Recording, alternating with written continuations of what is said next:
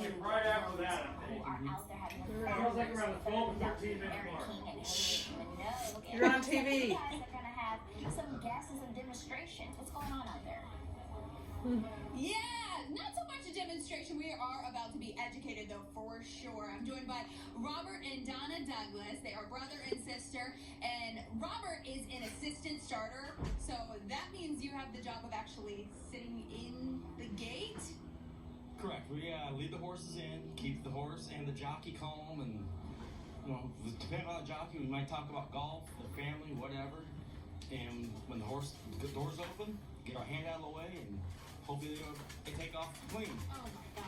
Robert, I'm going to have several questions, but I'm naturally curious about how that works. Because the way you just described it was very nonchalant, and I'm sure there's more to it than that. But we want to introduce Donna as well, because Donna, you're not from here. You're here just for the spectacle of the Derby, and I know it's not your first time. What's the drawback for you?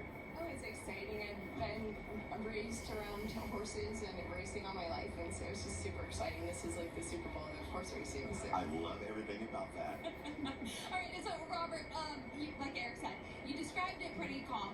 I think a lot of people don't realize that sometimes there is a lot of time when you're actually sitting in there. We think of the last horse going in, it's like a boop boop. But however, there is time. Sometimes you're sitting in there with jockeys. Oh yeah, that's what we're talking about golf or a family. Something happened earlier in the day, we'll tell jokes on each other, just whatever. We're only in there for maybe a minute and a half tops, so it's not as long as you think. It feels like it's a long time, but it really isn't.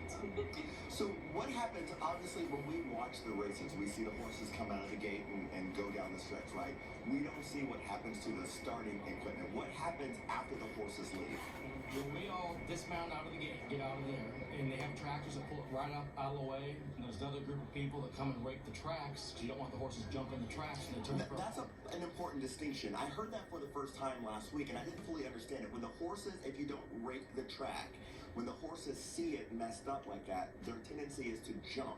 It will be a different perspective on the track. They'll have indentation and they'll shadow, and not all of them will jump, but some will kind of hesitate, and then they'll jump. Even when they rake the track, sometimes few will jump, but not very often. I don't think a lot of people know that. Yeah, absolutely. I think on a day like today especially, everyone starts to focus on things at Churchill Downs when you have more time to focus. A lot of people are going to be curious. What does the average day look like for you when we're here in Derby Week? Long, but really just do our normal routine during the races.